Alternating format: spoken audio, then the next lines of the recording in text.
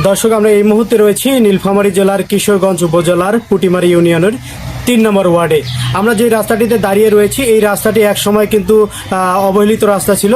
এই এলাকার মানুষের একটাই দাবি ছিল যে এই রাস্তাটি আসলে সেই সংস্কারের কাজ কিন্তু হয়েছে। এই রাস্তাটি কিন্তু একসময় বর্ষাকালে এমন অবস্থা হতো যে এই দিক দিয়ে যাতায়াতে খুব সমস্যা হতো, কৃষিপণ্য নিয়ে যেতেও সমস্যা হতো, বাচ্চারা স্কুলে যাইতো, সেই সমস্যাটাও হতো।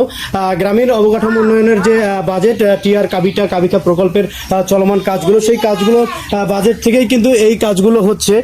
আপনাদেরকে যদি একটু রাস্তাটা ভালো করে দেখাই আমরা, যে এই রাস্তাটি কিন্তু আসলে দুই গ্রামের মানুষের একটি সংযোগস্থল। এই সংযোগস্থল যে এই রাস্তাটি রয়েছে, এই রাস্তাটি কিন্তু একসময় কাদা বর্ষাকালে কাদা হতো খুবই, মানুষের আসলে যাতায়াতে খুব সমস্যা হতো। এই রাস্তাটি কিন্তু এই এলাকার যিনি আসলে ৩ নম্বর ওয়ার্ডের ওয়ার্ড সদস্য রয়েছেন, তার হাত ধরেই কিন্তু এই কাজটি হয়েছে।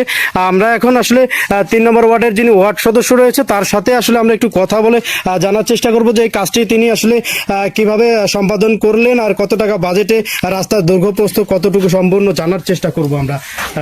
আপনার নামটা?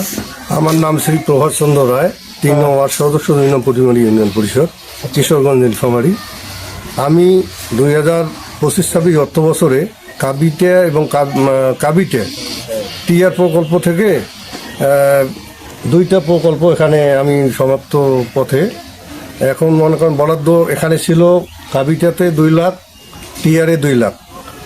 মোটামুটি আপনার রাস্তার যে টপটা এটা ছিল আপনার ৮ ফিট, আর দৈর্ঘ্যটা ছিল আপনার একটা ছিল ১০০ মিটার আর একটা আপনার হইল আপনার ১০৫ মিটার।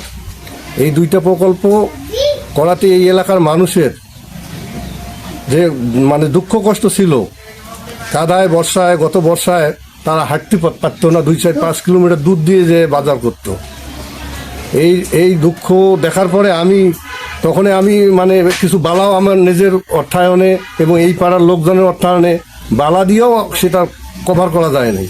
তারপর চিন্তা করছি যে না, এখানে কিছু করতেই হবে। এই রাস্তাটা এই অর্থ বছরে এই সরকারের আন্ডারে আমি এই সুযোগটা পেয়েছিলাম, এটাকে আমি এখানে কাজে লাগাইছি। এই এলাকার মানুষ অনেক খুশি, অনেক মানে আমাকে দোয়া করতেছে অনেকে, হ্যাঁ, যে আপনি এটা করলেন, এটা চিরদিন আপনার এটা স্মৃতি হয়ে থাকবে। ধন্যবাদ।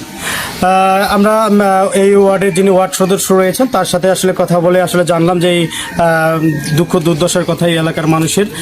আমরা এখন এলাকাবাসীর কাছে আসলে জানার চেষ্টা করব যে তারা কতটুকু উপকৃত হলেন। আমার সাথে এলাকাবাসী রয়েছে। চাচা, আপনার নাম?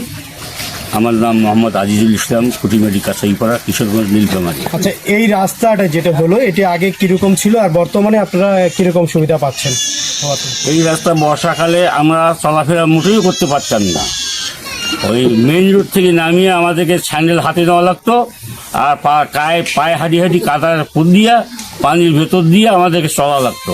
কোনো সময় পা স্লিপ করে যেত।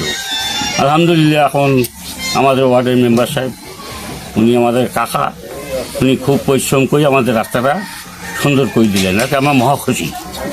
ধন্যবাদ আপনাদেরকে। আসলে এলাকাবাসীরও প্রতিক্রিয়া দেখানোর চেষ্টা করলাম। এলাকাবাসী আসলে অনেক খুশি এই রাস্তাটি হওয়াতে। বাংলাদেশের যে চলমান গ্রামীণ অবকাঠামো উন্নয়নের কাজগুলো সেগুলো চলমান থাকুক, প্রতিটি গ্রামের রাস্তাগুলো আসলে সংস্কার হোক, মানুষের কষ্ট দুঃখ লাঘব হোক।